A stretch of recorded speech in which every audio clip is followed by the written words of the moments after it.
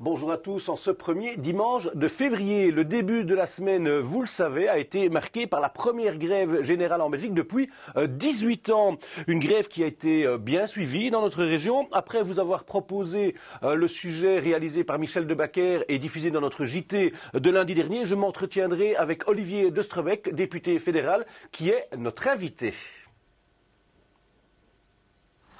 À partir de 6 heures du matin, les syndicats ont mis en place leurs effectifs. Ronds-points, zoning et grands employeurs étaient leurs cibles stratégiques. Vous savez combien de millions un pays fait avec ça? C'est peut-être même en centaines de millions d'euros que ça se traduit. C'est bizarre, vous prenez plus de 500 jours sans gouvernement qui a coûté des milliards. Vaché ou pas? Franchement, non. Non, je peux comprendre tout à fait, parce que la vie est dure pour le moment. Majoritairement, les conducteurs acceptaient le retard et les détournements avec philosophie. Lors de ce premier blocage filtrant, les équipes syndicales se sont déplacées de rond-point en rond-point. Ras-le-bol général. C'est un ras-le-bol général. D'accord avec le gouvernement. Général, à propos de quoi? À propos de l'austérité. Pour nous, pour nos enfants, nos petits-enfants. On est pressé comme un citron, mais ici, il n'y a plus de jus qui sort, tellement on est pressé. Les services publics ont suivi le mouvement de grève. Trains et bus sont immobilisés. Au TEC, une personne nous explique qu'elle était proche de la prépension. Vous étiez préparé à ce départ? Ah oui, tout comme on dit, j'avais tout programmé, puisque fin du mois prochain, j'avais fini, donc toute ma vie, face à l'autre vie de pré-pensionné était programmée, j'ai dû tout effacer et on recommence. Et puis je suis sûr qu'ils vivent, parce qu'on ne sait pas si on passe, on ne part pas, on ne sait rien, terminé. Dans le secteur public, les piquets de grève ont été mobilisés aux portes des écoles où il n'y avait guère d'allées et venues. Les enfants qui ne sauraient pas faire autrement, donc il y a un accueil qui est prévu. Et au niveau des profs, le mouvement est bien suivi. Très bien suivi. Je crois que le mouvement est très bien suivi. Quand on voit un petit peu ici, il a fait très calme depuis le matin. On est là depuis 7h15 devant l'Institut. Très peu de gens se sont présentés, très peu de collègues sont à l'intérieur aussi. Et je crois qu'on est tous concernés par le mouvement, nous en tant qu'anciens, aussi bien les jeunes. Je crois qu'on pense aussi à nos futurs élèves qui vont sortir. Quand on voit que le stage d'attente au niveau chômage va passer de 9 mois à 12 mois, ces gens-là ne toucheront pas un cent pendant 12 mois. Donc ils vont être obligés de vivre chez les parents aussi. Les hôpitaux étaient en service nécessaire et minimum, que ce soit à Tivoli ou Jolimont.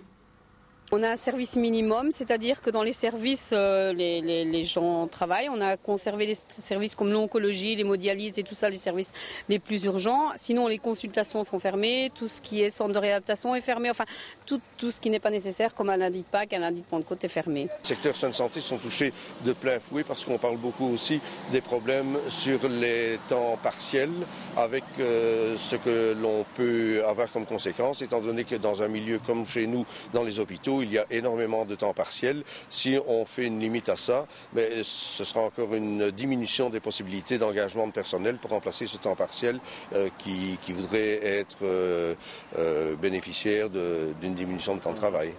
Bref, dans le secteur public et le secteur non marchand, la grève a été largement suivie. Par rapport au secteur des soins de santé, service minimum strict partout, dans les 4 grands hôpitaux de la région. Au niveau des écoles, au niveau de l'enseignement, piqué partout. Donc les garderies ont été assurées là où c'était nécessaire. Mais peu d'élèves se sont présentés, effectivement, par rapport à la grève du secteur public aussi. Donc effectivement, on a eu quelques petits problèmes avec des jeunes enseignants, mais tout est rentré dans l'ordre. Ils ont compris ce que c'était le mot solidarité. Donc vraiment blocage partout, total. Monsieur De Strebeck, merci d'avoir accepté notre invitation. Alors vous êtes député fédéral et maire, vous êtes membre de la commission des finances et du budget. Quelle est votre vision de cette grève générale? Je pense d'abord qu'on doit pouvoir souligner qu'il est tout à fait clair qu'on doit pouvoir comprendre, et on comprend l'inquiétude, on comprend la situation des citoyens. Je pense que je peux aussi d'ailleurs comprendre l'attitude partagée en tout cas de certains syndicats par rapport à une certaine réaction par rapport à une situation que nous n'avons pas voulu. Je me permets de le rappeler, une situation qui est, et si je peux un peu schématiser et résumer, une situation qui est due à une crise financière, qui aboutit sur une crise de confiance et qui aujourd'hui aboutit sur une crise économique. Alors, j'entendais un représentant syndical qui parlait de solidarité. Eh bien, c'est bien de cela qu'on parle aujourd'hui. Je pense que si le gouvernement ne prend pas des mesures importantes, des mesures structurelles, eh bien, c'est la solidarité qui va être remise en cause. La solidarité intergénérationnelle, vous voulez dire? Notamment, mais la sécurité sociale, demain, si aujourd'hui on ne va pas dans le même élan, dans la même direction de ce que veut l'Europe, il vient d'avoir un sommet européen où 25 des 27 États se sont mis d'accord sur cette fameuse règle d'or qui se veut obliger, imposer aux États membres de viser l'équilibre budgétaire. C'est vrai qu'on parle aussi beaucoup aujourd'hui des agences de notation. Il suffit tout simplement de se rendre compte qu'elles prennent beaucoup d'importance, ces agences de notation, parce que la dette des pays est ainsi importante que les pays doivent, puisqu'ils sont endettés, ils doivent emprunter. Et comme ils doivent emprunter à des taux extrêmement importants, eh bien, c'est une espèce de spirale, un cercle vicieux. Et donc, nous devons absolument aujourd'hui arrêter les fuites, colmater un peu tout ça pour que... Mais on est en train de travailler pour nos enfants et nos petits-enfants. C'est une génération qui est maintenant sacrifiée pour que dans 30 ans, nos enfants et petits-enfants puissent vivre correctement. Alors, je trouve que le mot sacrifier est peut-être un peu dur, un peu lourd. Nos parents ont trop bien vécu. Je pense qu'on a probablement dépensé sans compter. Et donc aujourd'hui, il faut revenir à une situation de responsable. Et en tout cas, au terme de mon implication en tant que responsable politique, je ne veux pas laisser ce type d'héritage à nos enfants. Et donc, nous travaillons aujourd'hui pour rectifier le tir. Pas forcément par rapport à la génération ou aux générations de notre région, de notre ville, de notre pays, parce que cette crise dépasse bien de loin les frontières de notre petite Belgique qui est encore finalement, entre guillemets, relativement sauvegardée, épargnée par rapport à ce qui se passe dans d'autres pays. On va revenir à ce que vous venez de dire, mais cette grève inutile? Pour moi, elle est tout à fait inopportune. D'abord, je pense qu'il faudrait mesurer un petit peu quand on parle d'une grève qui est un succès important. Pour moi, c'est un demi-flop parce que je pense que j'ai entendu beaucoup de citoyens, j'ai eu énormément de réactions, que ce soit des ouvriers, des employés, mais aussi du monde patronal. On va le voir plus tard, c'est le monde patronal, oui. Je pense qu'il faut pouvoir utiliser des outils au moment opportun et avec l'importance qu'elle doit avoir. Et donc, je pense qu'aujourd'hui... Donc, elle était inopportune, voire inutile. Et elle était, en tout cas, inopportune aujourd'hui. Moi, je reste persuadé que, la concertation est quelque chose de primordial et il faut... le responsable... Il n'y en a pas eu beaucoup, M. de Strebeck, pendant que les politiques discutaient de choses finalement qui n'intéressent pas le citoyen. Il n'y a pas eu beaucoup de concertation sociale. Et puis en quelques jours, le gouvernement a sorti un plan drastique sans concertation. Et maintenant, on entend tous les politiques parler de concertation. C'est pas un peu facile? Alors, la concertation, il y en a eu pendant 560 jours. Mais pas sur les choses intéressantes. Mais vous savez, je pense qu'on a commencé à parler du socio-économique à partir du moment où on a accepté de faire venir les libéraux, le mouvement réformateur, Charles Michel, notre président, autour de la table. Et donc, c'est vrai, je partage l'avis. On aurait pu parler du socio-économique beaucoup plus tôt, au lieu que de ne parler que spécifiquement de l'institutionnel. Et donc, c'est vrai qu'aux yeux du grand public, on ne sait peut-être pas imaginer que dans les coulisses, autour de la table, avec M. Di Rupo en tant que chef d'orchestre, on parlait déjà, on négociait déjà, on discutait déjà des réformes qu'il fallait mettre en place. Et concernant les pensions, c'est vrai que ça a été vite, très vite, mais c'était le prix à payer des 560 jours de négociation, de temps perdu sur l'institutionnel. Vous savez très bien que nous n'étions pas demandeurs de cette réforme institutionnelle. On a voulu mettre sur la table l'ensemble des éléments qui pouvaient aboutir à un accord institutionnel, mais aussi et surtout socio-économique.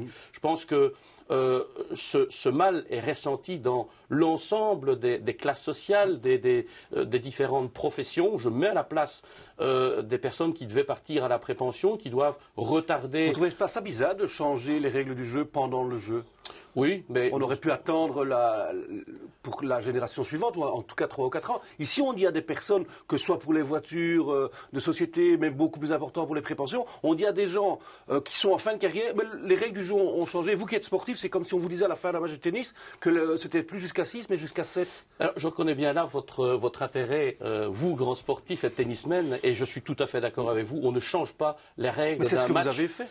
On n'a pas eu le choix. La situation est tellement importante et tellement grave que si on ne veut pas demain se retrouver aux mêmes conditions qu'un pays comme la Grèce, par exemple, ou de l'Italie ou de l'Espagne. Qu'est-ce que vous répondez à ce chauffeur de tech qui pensait déjà partir à la prépension dans quelques mois? Qu'est-ce que vous lui dites? Si vous le rencontrez au coin de la rue, ce qui peut arriver puisqu'il est de la Louvière, vous lui dites quoi? Mais je lui dirai ce que je dis à tous les citoyens que je rencontre, et j'en rencontre de plus en plus parce que la crainte, parce que la situation est telle que tout le monde est un peu inquiet, un peu fâché, un peu énervé. Il y va de la solidarité, il y va de maintenir notre sécurité sociale, il y va du devenir de notre pays et de notre système typiquement belge. On en est là.